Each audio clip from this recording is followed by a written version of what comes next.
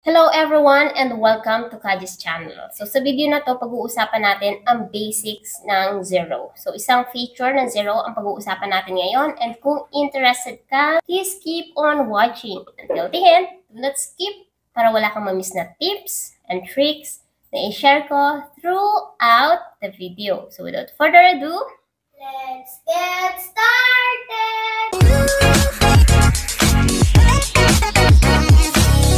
Kung bago ka lang sa channel na to, I'm Kaji, virtual assistant, executive assistant, bookkeeper, accountant. So kahit anong work, pinapasok ko, basta't online, kasi online work is amazing! Sa channel na to, dinidiscuss natin more on online work, tips and tricks, and mga success stories. So kung interested ka sa mga topics na yon, please consider subscribing and don't forget to hit the notification bell para wala kang ma-miss na video na ina-upload ni Kaji every single week. Let's talk about creating bills in zero and yung purchase order, okay? So, kung meron tayong sales invoice, meron naman tayong bills pagdating sa zero, okay?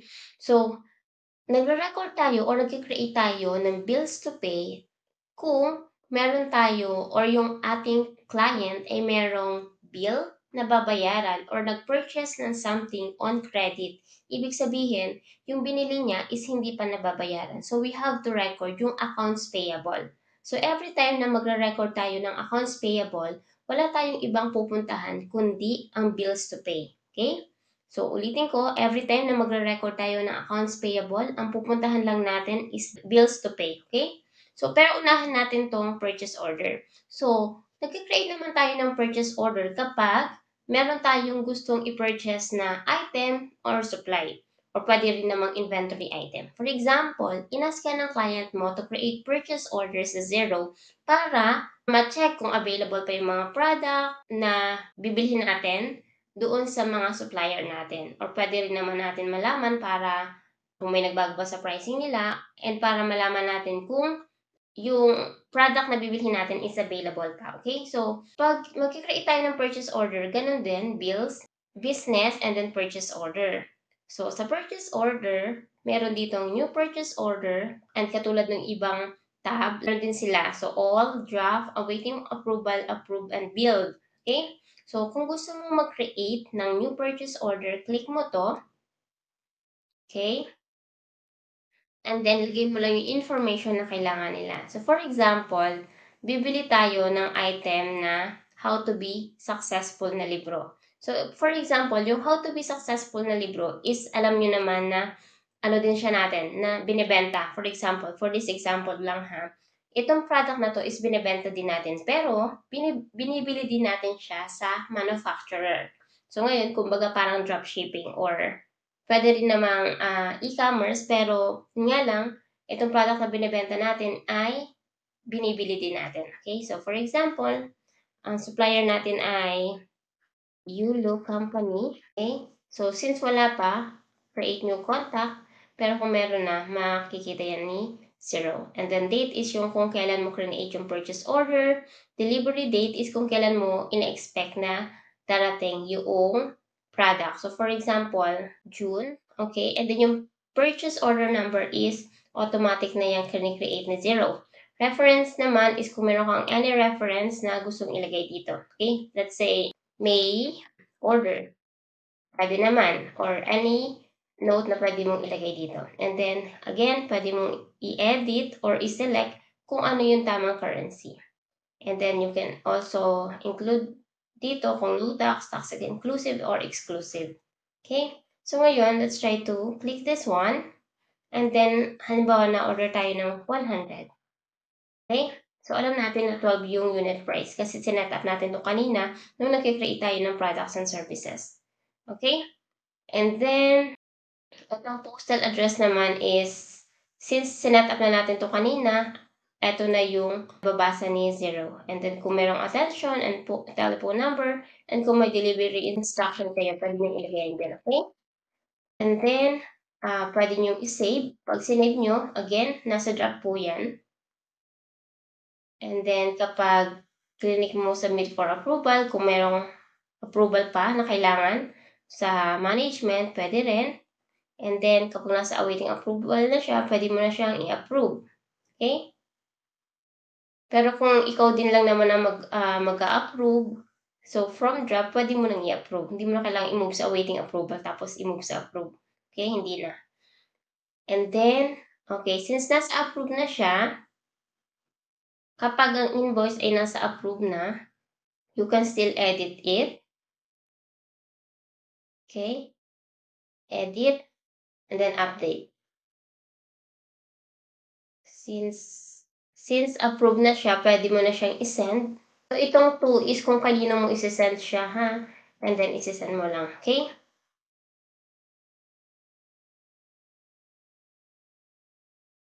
So, ngayon, nandito na siya sa approve and nasend na siya. So, ngayon, kapag in-approve siya ng supplier, so, pwede natin siyang i-update dito. So, mark as billed, copy purchase order to a draft bill. So, ibig sabihin, i-mark as billed mo siya kapag na-confirm mo doon sa supplier na okay, lahat ng in-order ko ay available and tama yung nasa purchase order ko na information. So, okay natin to. And mapupunta siya sa draft na bill. So, ganun din, since new bill na siya, so lahat ng information na nakopy doon sa purchase order ay nandito na. And then, ang gagawin mo na lang is i-approve. Okay? So, due date cannot be empty. Again, i-approve natin siya. Ayan. Okay? So, ngayon, makikita nyo yung reference dito is yung reference na nilagay din natin doon sa quotation. Okay? Pero kung wala tayong nilagay na reference doon, ang malalagay dito is yung quotation number. Okay? And then, kung gusto mong i-edit naman to, ganun din. So, to edit a bill, ang gagawin mo lang is, i-click mo yung bill na i-edit mo, bill option, and then edit. Then, pwede mo nang baguhin yan, okay? And then, i-update mo. Kapag ang isang bill ay hindi pa bayad, lahat pwede mong ma-edit, okay?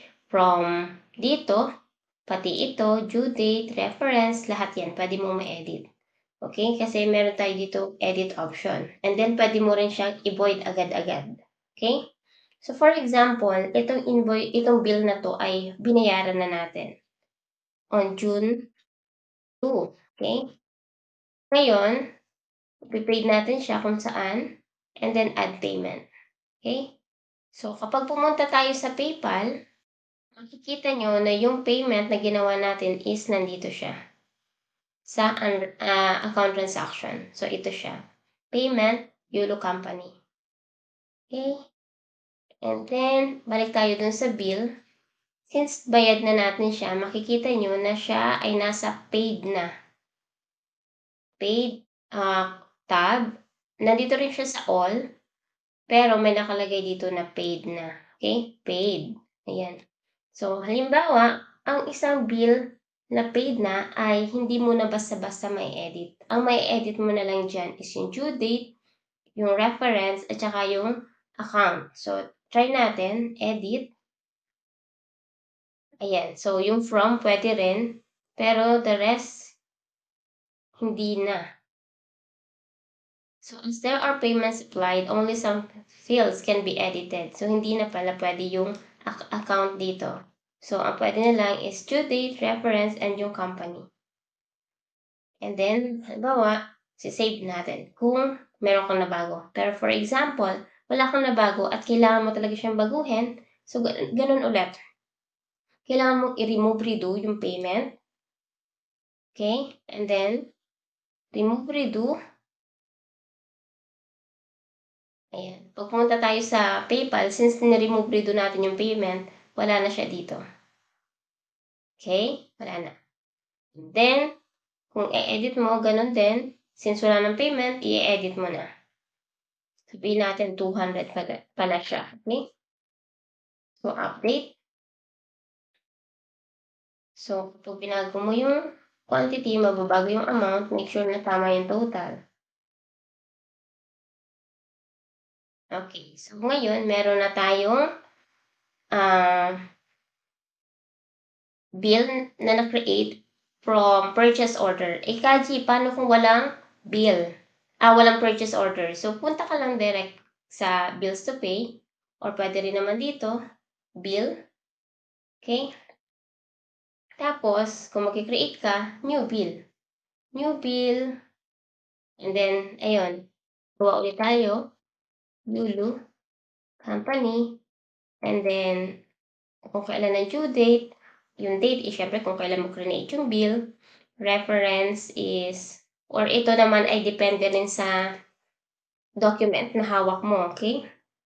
Especially kung gumagawa ka ng yearly bookkeeping. So, halimbawa, 2022, 2021, 2023, sa buong taon, ngayon 2025 na, for example. So, ngayon, kailangan mong i-select yung tamang date dito based doon sa document na hawak mo. Okay? So, halimbawa, may resibo ka dated December 31, 2023. So, December 31, 2023 to.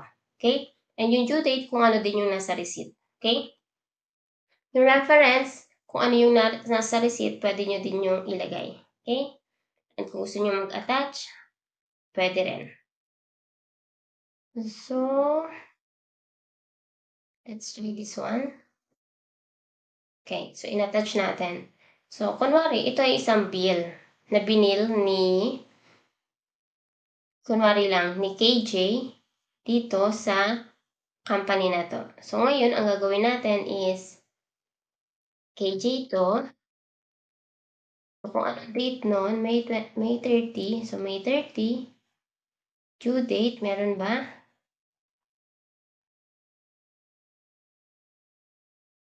Due date, June 6. Okay, tapos reference is yung invoice number. Invoice 001. Okay, tapos lalagay mo dito yung currency, so USD. Tapos yung item. Lalagay mo dito, bookkeeping services. Quantity, for example, is 1. So, 300. Amount. So, accounting fee or bookkeeping fee, kung meron dito. Or professional fee, pwede rin. Okay, so for example, professional, kasi wala tayong ibang category. Okay? Pero kung gusto mo mag-add, pwede naman. So, expense. Let's say, 8001. Nalagay mo dito is accountancy fee, accountancy, bookkeeping fee. Kunwari, okay? And then save. And then save mo, and then i-approve mo. So, kunwari, wala na to, hindi to nag-exist. So, approve mo. Ayan na siya. So, created na siya. So, hindi naman sa lahat ng oras, kailangan mo muna mag-create ng purchase order para makakreate ka ng bill. Hindi. Kung meron ka ng, kung halimbawa gumagawa ka ng catch-up or clean-up, kailangan mo mag-enter ng bill, then kahit di ka na mag-create ng purchase order kasi wala namang effect yung purchase order dito sa bill na to. Okay? So, ngayon, meron na tayong bill. Okay? So, how about naman yung credit note na dito sa ating bill? So, try natin new credit note. Okay? Tapos, ngayon, pipiliin natin. So, sino? For example, if yung Yulu. Okay?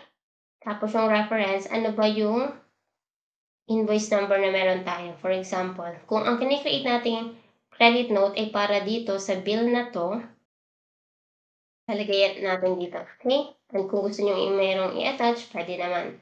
Tapos, lagay natin dito kung ano yung product. Make sure na tama yung currency, saka yung amounts. Amounts are no tax, okay? Or inclusive or exclusive. Tapos, lalagay natin dito kung ilang quantity or ilang yung unit price, okay? For example, 1 yung quantity, tapos 300 yung credit note natin. Pwede mong baguhin yung quantity or yung unit price. Tapos, yung quantity kasi is depende naman doon sa actual na quantity. Meron kasi na hindi sila sa quantity nag-a-adjust, sa unit price mismo. So, halimbawa, gusto mong i-adjust na yung buong amount, so pwede naman. Lagay mo na lang kung magkano yung adjustment and i-approve mo siya. So, since na-detect din ni Zero na meron siyang existing bill dun sa supplier na yon, so pwede na natin siyang i-credit dito. Total amount to credit, lalagay mo yan 300 and pwede mong i-allocate. And pwede rin naman, i-refresh natin to, kikita na siya na merong credit this bill. Ayan, i-allocate mo lang yung 300 and then allocate credit. Kapag na-allocate mo na yung credit, mababawasan na yung accounts payable mo. Okay? And then, for example naman, gusto mong i-edit to. Ano ang may edit kapag na-allocate na yung credit? Reference na lang po. Pero the rest is hindi na. Okay? So, kung gusto mong i-edit at meron kang gustong baguhin dito, click mo ulit to, delete mo yung credit allocation, tapos tsaka mo siya i-edit. Or kung gusto mo siyang i-void, pwede rin. Okay? And then update. And kung gusto mo siyang i-void, ganun din. Okay? So, tatandaan kapag nag-create ng credit note, make sure na yung supplier name ay tama. At kung meron ng existing data sa Zero, make sure na yun ang gagamitin nyo. And kung alam mo na na yung credit note na create mo ay para sa isang invoice dito, make sure na kakapihin mo yung tamang company para na-detect siya ni Zero. Kasi kung hindi siya ma-detect, di mo ma-allocate yung credit. So sana marami kayong natutunan sa video na to. And if you want more videos like this, just let me know sa comment section and Kaji will try to create more videos for you. I'll see you again sa next video ko. Bye!